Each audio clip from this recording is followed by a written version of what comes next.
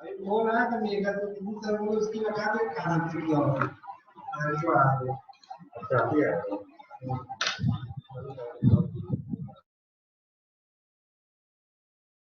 चलिए मैं बताता हूँ आपको. Let us start with another lecture of Unit 4, that is Human Engineering. In previous lecture we have seen what was human factor engineering and the different definitions available. What is the approach of human factor engineering, and today we'll also see what is exactly economics and its multidisciplinary approaches rather. तो ये कैसे work करते हैं पिछले class का मैं आपको revise करा देता हूँ. What is human factor engineering या human engineering? It is basically the arrangement or how that arrangement should be made, you know, why we are working on this arrangement is to study. What to study? To study the respective design of the component or a machine which we are going to use. Now why we are concentrating on particular design of a machine?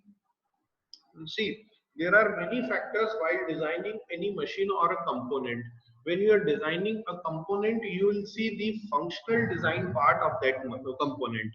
कि उसको operate कैसे करना, उसको work कैसा करना, उसकी efficiency कैसी है, ये सारे उसमें ये सारे फैक्टर्स उसमें लगते हैं. और another thing is another design is aesthetic design. वो बनने के बाद कैसा लगेगा, उसमें क्या क्या चीजें कवर होंगी, कैसा लुक आना चाहिए, कैसा कलर आना चाहिए, ये सब होता है. लेकिन इन बिटवीन एक चीज और भी आती है when you are working on functional design. तो आप खुद सोच के देखो, एक चेयर है आपके घर में, आपके घर में जो चेयर होती है, पुराने जमाने में लकड़ी की चेयर जो बनती थी, तो वो चेयर अगर मैं कार के अंदर रख दूं तो आप बैठ के ड्राइव तो कर पाओगे, लेकिन क्या कार के लिए वो फिजिबल रहेगी? चेयर तो चेयर है, चेयर पे बैठना है आपको और बैठकर काम करना है, गाड़ी चलाना है या जो भी आपको काम करना है. But is that chair really a required one? क्या उसकी डिजाइन, क्या उसका कंफर्ट वैसा ही है जैसा हमको उस पर्टिकुलर एप्लीकेशन के लिए चाहिए? For a study chair it should be flat and sound. वो फ्लैट हो, अच्छा है, नींद नहीं आती. लेकिन एक जरूरत से ज्यादा फ्लैटनेस से जो लोअर बैक बॉडी है उसकी ब्लड की सप्लाई खत्म होने के चांस बढ़ते हैं. तो थोड़ा कुशन होना चाहिए. एक जरूरत से ज्यादा कुशन आएगा तो वहां नींद आ जाएगी. या एकदम फ्लैट रहेगा, चपटा रहेगा, कोई कुशन नहीं है, बिल्कुल भी जीरो कुशन है, तो अगेन ऑक्सीजन की सप्लाई कट ऑफ होती है बॉडी में. तो जो चेयर हमारे दादाजी यूज करते थे, या जो चेयर हम डाइनिंग टेबल्स में यूज करते हैं, या for any other purposes, if we are using those chairs, we cannot use in automobiles. So that's why we are studying this subject. In between functional design and aesthetic design, this ergonomic design comes into picture. Now how it comes into picture? We have to design that machine or a component because it is an interface between the two. Which two? Interface between that system and the and user, है ना. आपने ATM machines भी देखी है ना. ATM machines और operator माने जो अपना एटीएम से अपने पैसे निकाल रहा है या कोई भी और फंक्शन भी कर रहा है. आजकल और फंक्शंस भी एप्लीकेबल होते हैं, ठीक है. If that operator and user को कोई चीज पता ही नहीं है या उसके लिए बहुत मुश्किल है, तो वो उसके पैसे कैसे निकालेगा? So that interface should be as easy as possible, so even a illiterate person can understand what is there or not, how to operate. ये एक illiterate person को भी समझ में आना चाहिए. तो इसका इंटरफेस इतना आसान होना चाहिए It is not all about a literacy level of a person to operate that system. It is between system and the user, and that interface should be efficient one, and the efficiency of this interface will give you the productivity, and more the productivity comes out. That is the sole purpose of the total study here, which we are going to study, or which we are studying. Now for that we need to increase the interaction system or interaction phases between the user and the system to keep our system updated and increase the effectiveness of the system. अब आप simple देखो, बड़ा आसान होता है। मैंने आपको कल भी एक एग्जाम्पल लिया था कि हमारे पास जब लग्जरी व्हीकल्स में हम होते हैं तो ऑटोमेटिकली हम लोग जो रोड पे चलते हैं तो हम लोगों को लगता है बड़ी गाड़ी वाला बहुत तेजी से गया, लेकिन वो व्हीकल्स जो होते हैं लाइक बोलेरो, स्कॉर्पियो या बहुत ही लग्जरी गाड़ियां 8-8, 10-10 लाख वाली, there you won't even feel कि 60-70 की स्पीड कुछ लगती नहीं।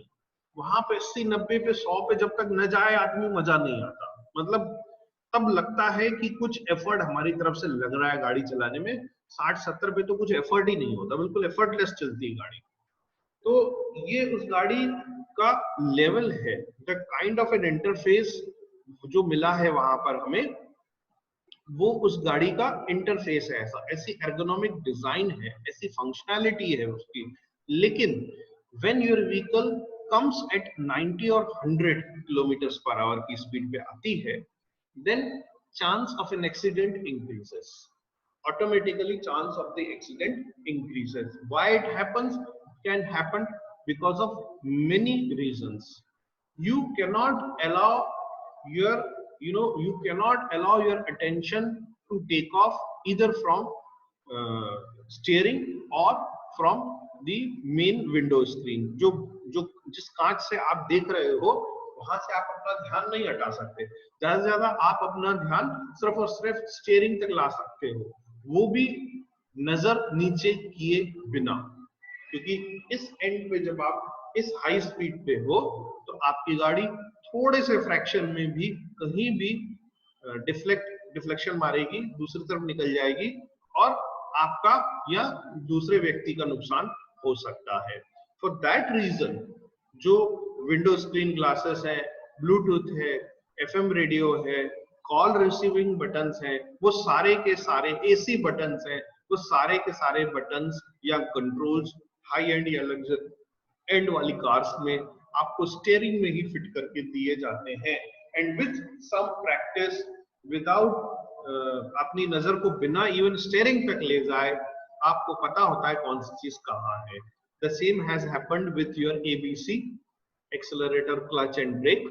तीन होते हैं वो जो लीवर, जो फुट पैडल्स हैं वो तीन होते हैं, लेकिन पैर तो आपके पास दो ही हैं। लेकिन even then the one who drives knows कि मेरे को कौन सा पैर कब उठाना है। नॉर्मली क्लच के लिए हमारा एक पैर एंगेज होता है, हम जो राइट लेग होता है नॉर्मली उसको ब्रेक और एक्सेलरेटर के बीच में मूव कराते रहते हैं।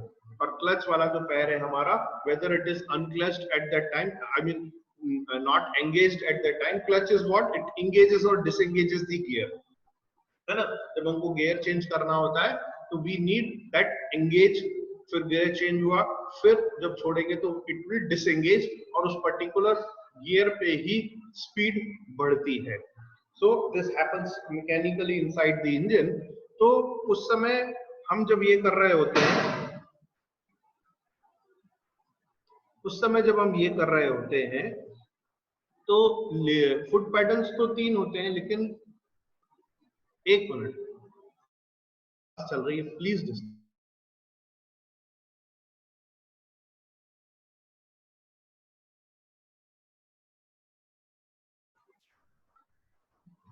ठीक है, एनीवेज, तो उस समय हमारे पास तो फुट पैडल तीन ही होते हैं, लेकिन हमारे पास पैर हैं दो। लेकिन विथ लिटिल प्रैक्टिस हमको पता पड़ जाता है कि कौन सा क्लच या ब्रेक या एक्सेलरेटर कहाँ कब हमको लगाना है, विदाउट लुकिंग इनटू इट कि हमारा पैर सही जा रहा है कि नहीं। सिमिलरली जो स्टीयरिंग में सारे कंट्रोल्स आ जाते हैं, सम विथ लिटिल प्रैक्टिस हमें हमेशा पता रहता है कि स्टीयरिंग में राइट हैंड वाले अंगूठे से हम क्या दबा लेंगे और लेफ्ट हैंड वाले अंगूठे से क्या दबा लेंगे, हॉर्न कैसे दबाना है। Earlier we used to have horn at the centre. आपने पुरानी स्टीयरिंग की डिजाइन्स देखी होंगी तो हमारे पास एक सेंटर में एक छोटा सा सर्कल बल्ज आउट होता था जहां हॉर्न होती थी। माने स्टीयरिंग से आपको दो हाथ में से एक हाथ छोड़कर बीच का जो बल्ज है उसको प्रेस करना पड़ता था, then and only then you can operate that horn. ठीक है, लेकिन अभी क्या होता है, अभी जो आपकी स्टीयरिंग है उसमें जो बीच का मैक्सिमम हिस्सा है वो आपका हॉर्न में आ गया है। सो स्टीयरिंग पे हाथ रखते हुए भी आप दोनों हाथों के अंगूठे से जो हॉर्न है उसको अप्लाई कर सकते हैं। Similarly many other controls at luxury and automobiles has appeared nowadays. So there are many indicators on the screen only. जब आप गाड़ी चालू करते हो तभी आपको बहुत सारे इंडिकेटर्स वहां दिख जाते हैं, वहां पता पड़ जाते हैं कि अगर ऑयल नहीं है, अगर कुछ सीट बेल्ट आपने नहीं लगाया या आपकी की छूट गई गाड़ी में, तो डोर बंद करने से पहले तक आपकी गाड़ी जब की छूट जाती है तो वो इंजन बंद होने के बाद तो वो विसल करती है, वो सायरन करती है कि आप अपनी की निकाल लो, because once it is locked आप फिर उस की को निकालना आपके लिए मुश्किल होता है। So these are some ergonomic factors which we have discussed earlier also.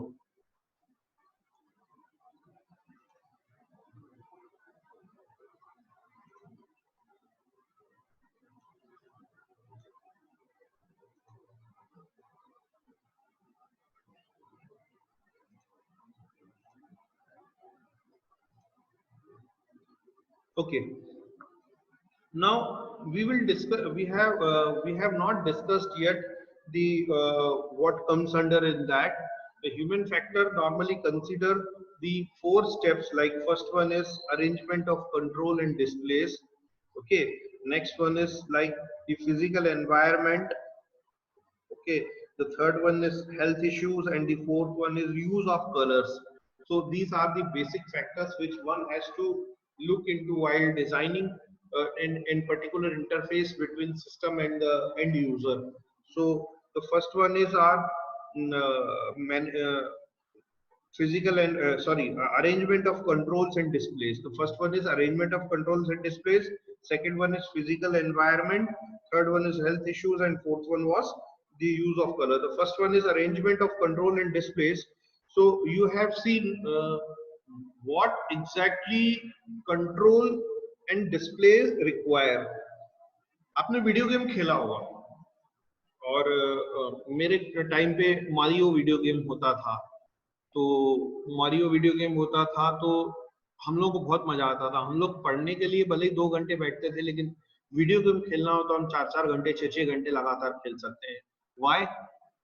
क्योंकि जो बुक होती है उसमें डिस्प्ले में क्या होता है, बहुत कम फोटोग्राफ्स और ब्लैक एंड व्हाइट बुक्स होती हैं, तो it's not that interesting. But the way video games has designed the use of in colour, Mario वो आग छोड़ रहा है ड्रैगन तो वो येलो कलर की है, वो उसको लग गई तो वो रेड हो गया, तो उसको जो ब्लड लेवल है वो रिड्यूस हो गया, वो सारा स्क्रीन पे आपको दिखता है। सो द प्रेजेंटेशन और द कंट्रोल्स जो रिमोट है अपने पास, पहले वायर वाले रिमोट आते थे, अब वायरलेस वाले रिमोट्स आते हैं, है ना। अब तो 3D और 5D और 7D इमेजिनेशन लेवल भी आ गए हैं।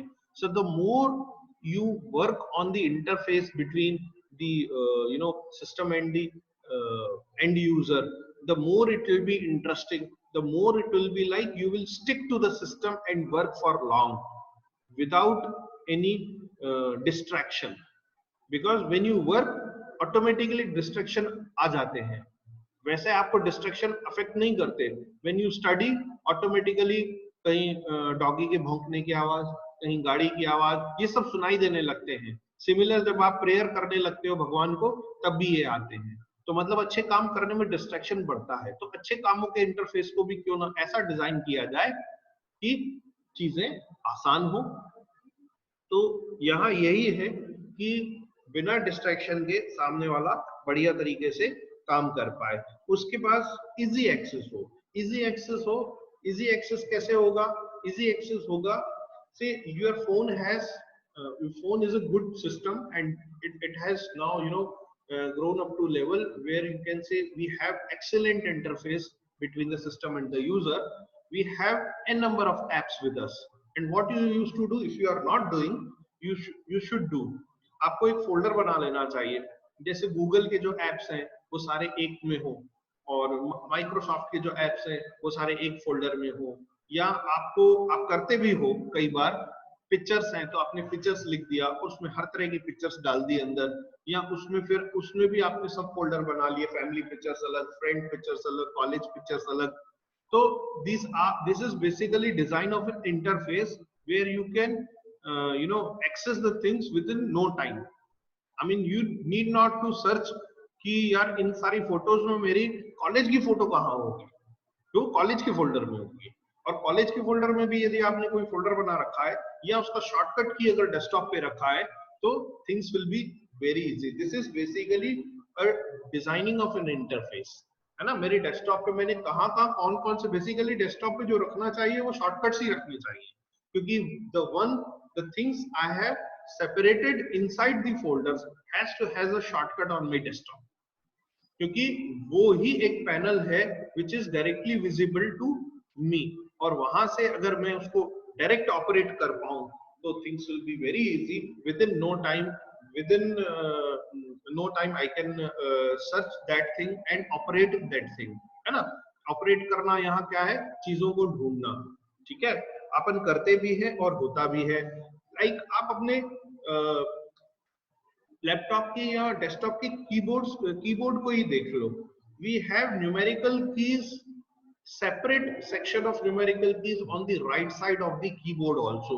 जो कीबोर्ड बहुत छोटे होते हैं उनमें वो सेक्शन नहीं होता, but normally right hand side पे आपको पूरा 1 2 3 to 9 मिलता है, और मैथमेटिकल पूरा जो डिवीजन है, आई शुड से रादर, कि वो राइट हैंड साइड पे आपको मिल जाता है। देन एरो कीज का गुच्छा, चारों की एरो कीज एक जगह ही मिलती हैं, क्योंकि आपके हाथ को आदत हो जाएगी कि एरो कीज मुझे यहीं मिलती हैं। ऐसा नहीं होता कि एक एरो की लेफ्ट में है, एक राइट में है, एक सेंटर में है, एक कहीं और है, ये कभी नहीं होता। तो ये इंटरफेसेस को क्रिएट करने ही जैसी सिचुएशन होती है। आपके पास एंटर न्यूमेरिक कीज में भी होता है और अल्फाबेट में भी होता है, तो ताकि आपको अननेसेसरी अपने हाथों को स्ट्रेच न करना पड़े। And if effectiveness increases, the applicability increases, जितना ज्यादा आप अप्लाई कर पा रहे हो उतनी ज्यादा आपको प्रोडक्टिविटी मिलती है, बिकॉज ये छोटा छोटा टाइम जो वेस्ट नहीं होता है, it will save a big time and it will save the interest of the operator also. This will remain that operator engage for long without wastage of time and without wastage of interest। क्योंकि आपने video games में और इन सब में देखा होगा कि बिना बिना इसके इंटरेस्ट खोए आसपास कुछ भी चल रहा हो, लेकिन वो बंदा अपना ध्यान नहीं भटकता। तो ये बहुत इंपॉर्टेंट है, अदरवाइज प्रोडक्टिविटी हमको नहीं मिलेगी अगर ऑपरेटर को आसानी नहीं हुई या उसका इंटरेस्ट हमने बनाए नहीं रखा। तो the same thing happens in our industrial machines also. उसमें सीएनसी मशीन्स हैं, एनसी मशीन्स हैं, डीएनसी मशीन्स हैं, वो पहले आती थी, आजकल फुली ऑटोमेटिक मशीन्स आ रही हैं। लेकिन once you have to fix the job, the program, जो बेसिक टेम्पलेट है जिसको आपको फॉलो करना है, जो प्रोटोकॉल है, आपको कूलेंट भी चेक करना है, आपको पाइप भी चेक करना है, everything you need to check, पूरे प्रॉपर सॉकेट्स आपको चेक करने हैं सारे। दूसरा उसके अलावा जो है we are talking about the physical environment. Physical environment is the it is kinds of space where user work over the system। तो ये क्या कहलाता है, इसको हम वर्क स्पेस भी कहते हैं। और ये वर्क स्पेस जो होता है यूजर फ्रेंडली होना चाहिए ये वर्क स्पेस। वर्क स्पेस में माना if a male is working he can work, if a female is working she can also work, और अलग अलग फिजिकल जो उनके कैरेक्टरिस्टिक्स है, फिजियोलॉजिकल कैरेक्टरिस्टिक्स हैं, हाइट में ज्यादा हैं, बड़े हैं, कम हैं, वो सारे उसको अडॉप्ट कर पाने चाहिए, है ना। ठीक है, तो और उसमें तो हमने ये देखा, और किस पोस्चर में हमको वहां रहना है, किस पोस्चर में हमको वहां रहना है, that has to be you know that is coming under physical environment, physical environment, that दो वो मशीन जो है, वो सिस्टम जो है, उसको कैसे यूज करना है, खड़े होके करना है, बैठ के करना है, या बहुत ही कंफर्टेबल चेयर है, या हमको कंटिन्यूस चलते रहना है वहां पर। तो ये सारे फैक्टर्स हैं, one has to see. Another thing is, जैसे मैंने आपको पहले ही डिस्कस किया था, तो वो दादाजी वाली चेयर, अगर सिटिंग वर्क है, उस मशीन को सिट करके ऑपरेट करना है, तो we can not put a दादाजी वाली chair instead of ergonomically designed chair, because उसमें बहुत सारी चीजें हमको देखनी होती हैं, we have to design the chair। उस चेयर में हाइट एडजस्टमेंट भी होना चाहिए, रिवॉल्विंग भी होनी चाहिए। हाइट एडजस्टमेंट लिए अगेन मैंने आपको बताया था कि बहुत सारे जो ऑपरेटर्स हैं उनकी हाइट अलग हो सकती है। सो एक्चुअली क्या मेन पर्पस क्या होता है, जो आइटसाइड हाइट होती है that should be on the terminal directly, वो आपको टर्मिनल को, और जो कंट्रोल्स हैं डिस्प्ले के, वो आपके सफिशिएंटली नीचे होने चाहिए, या एटलीस्ट जो स्क्रीन है वो आपकी आई साइड पे होनी चाहिए। तो to do that much adjustment we should know, we should have that flexibility in the designed chair, okay, कि वो उसकी स्क्रीन को हम आई लेवल पे ला सकें। now comes the health issues। Health issues में ये होता है कि जैसे हमारी चेयर डिजाइंड नहीं है और हमारी स्क्रीन जो है वो आई साइड पे नहीं है, फॉर एन आवर और सो हम लोग 1-2 घंटे के लिए ऊंची गर्दन करके बैठ सकते हैं, but we can not sit it for 8 hours with same productivity output. और हम अगर करने की कोशिश भी करते हैं तो we will be having a lot many injuries in our neck, it can happen, और एट आवर बैक, जो स्पाइन है उसमें प्रॉब्लम्स आ सकती हैं। So this way we cannot keep on working for long with same productivity, और health issues आएंगे। Another thing is like eyesight, जो वहाँ जो ब्राइटनेस है लाइट की, बाय द टाइम वो भी उतनी नहीं होनी चाहिए कि आंखों को फ्लैश करे, और उतनी कम भी नहीं होनी चाहिए कि आंखों को बहुत जोर लगाना पड़े। दोनों ही केसेस में आई स्ट्रेस लेवल हाई रहता है, वो नहीं होना चाहिए, और इट शुड बी ऑप्टिमम।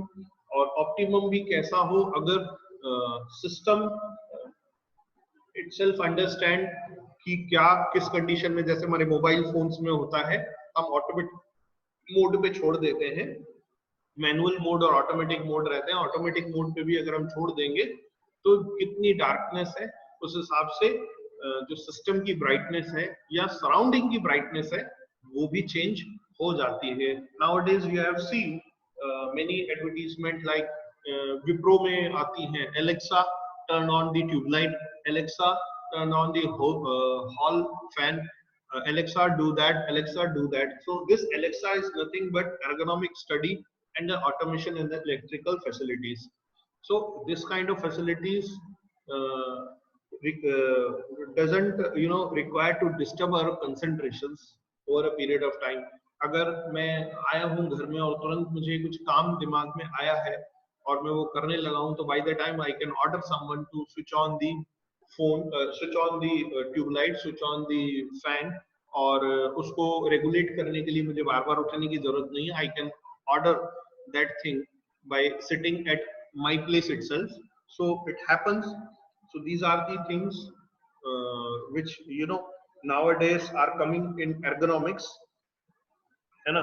और now here comes the use of the color, okay, so use of the color is pretty important। अच्छा, दूसरी चीज हेल्थ इश्यूज में नॉइस भी एक फैक्टर है।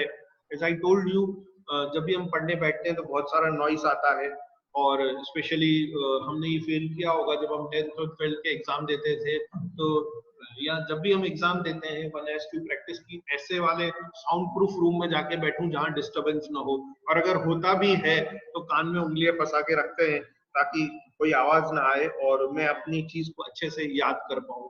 तो ये चीज हमने प्रैक्टिकली देखी है स्टूडेंट लेवल पे, और हम सभी ने देखी है इनफैक्ट, और इंडस्ट्रीज में ये चीज काफी ज्यादा रहती है, जिसके कारण ईयर ट्रबल्स कई बार रहते हैं। और इसका इफेक्ट हमने देखा है, जो इंडस्ट्रीज में शॉप फ्लोर पे काम करते हैं उनका ऊंचा बोलना और ऊंचा सुनना, ये इफेक्ट वहां आ जाता है।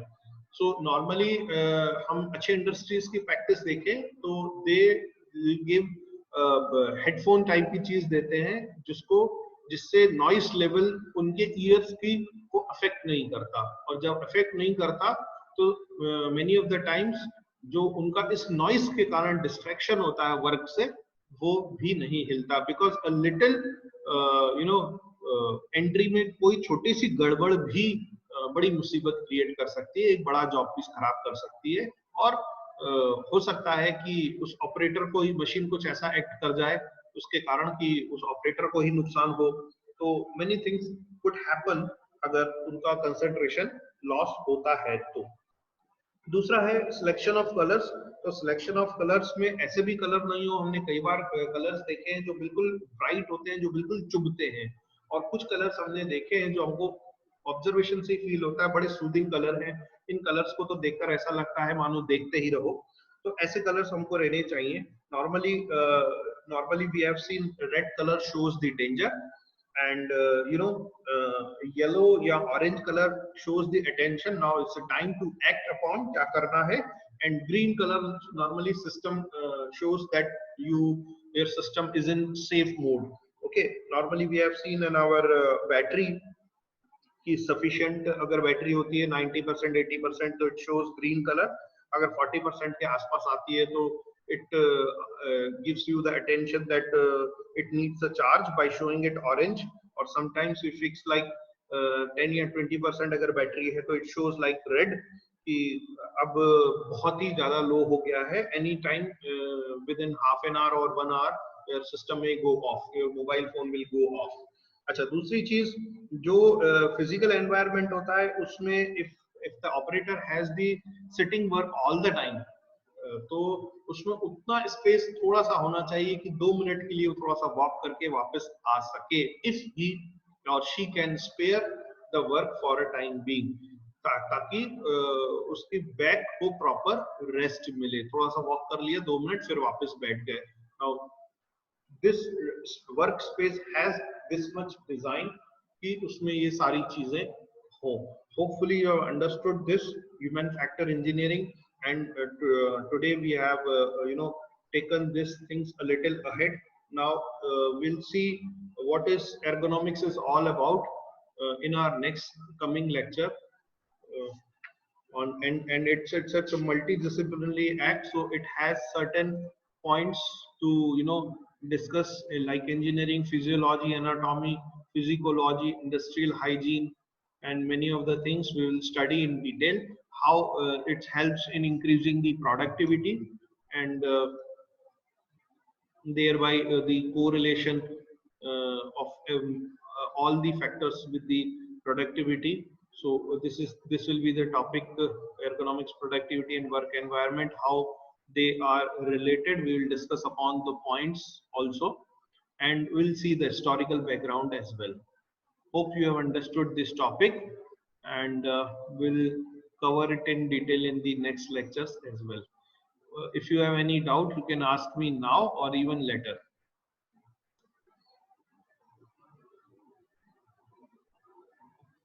We have 1 minute to go. If you have any doubt, you can definitely ask me now or even in the next class.